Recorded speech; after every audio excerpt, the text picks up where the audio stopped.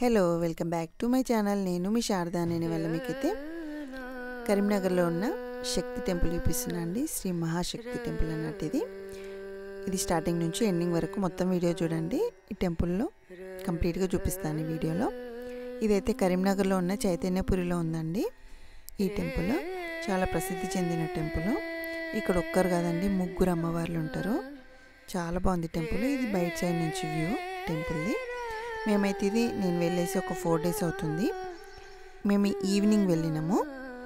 So జనాలు అయితే ఎవరు లేరు. మామూలుగా దసరా నవరాత్రులప్పుడు, అలాగే శ్రావణ మాసంలో శుక్రవారాలు అట్లా ఉన్నప్పుడు కొంచెం రష్ ఎక్కువ ఉంటారట.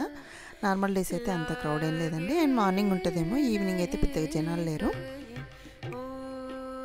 ప్రశాంతంగా ఉంది టెంపుల్ అయితే. అక్కడ చుట్టూ పిల్లలు కూడా ఆడుకుంటున్నారు టెంపుల్ సైడ్కి. బాగుంది. ఇంతవరకు విజిట్ చేయకపోతే తప్పకుండా ఒకసారి విజిట్ చేయండి.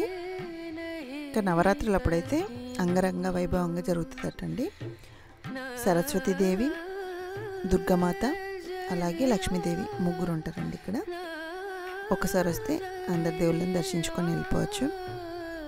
సో స్టార్టింగ్ అయితే సరస్వతీదేవి చూపిస్తున్నా చూడండి. చూస్తుంటే చూడాలనిపించేలాగున్నారు అమ్మవార్లు అయితే అందరూ. చాలా బాగా అనిపించింది నాకు. ఫొటోస్ అయితే పెద్ద రిస్ట్రిక్షన్ ఏం లేదండి, తీసుకోమన్నారు. నేను అడిగే తీసుకున్న వీడియో అయితే. ఒక్కొక్క టెంపుల్కి మధ్యలో కొంచెం గ్యాప్ ఉంటుంది.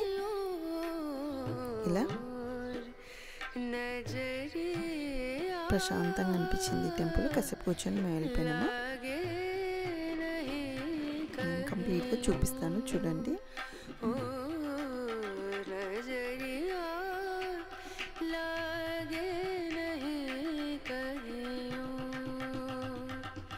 మూడు పక్క పక్కకే ఉంటాయి అన్నట్టు.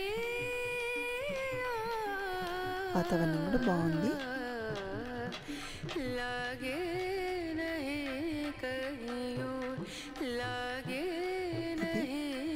టెంపుల్కు ముందు తులసి కోటలో ఇలా ఉంది. స్టార్టింగ్ ఇలా ఉంది.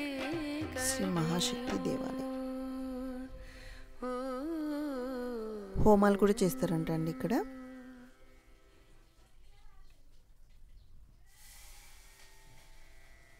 తర్వాత ఇటు పక్కకు నవగ్రహాలు ఉన్నాయి.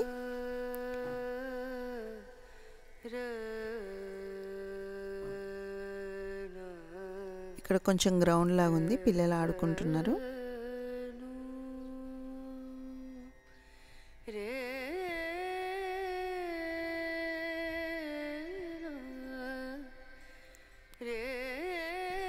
ఇక్కడ అనంత నాగేంద్ర స్వామి అని ఇది ఒకటి ఉంది. ఇంతే అండి టెంపుల్.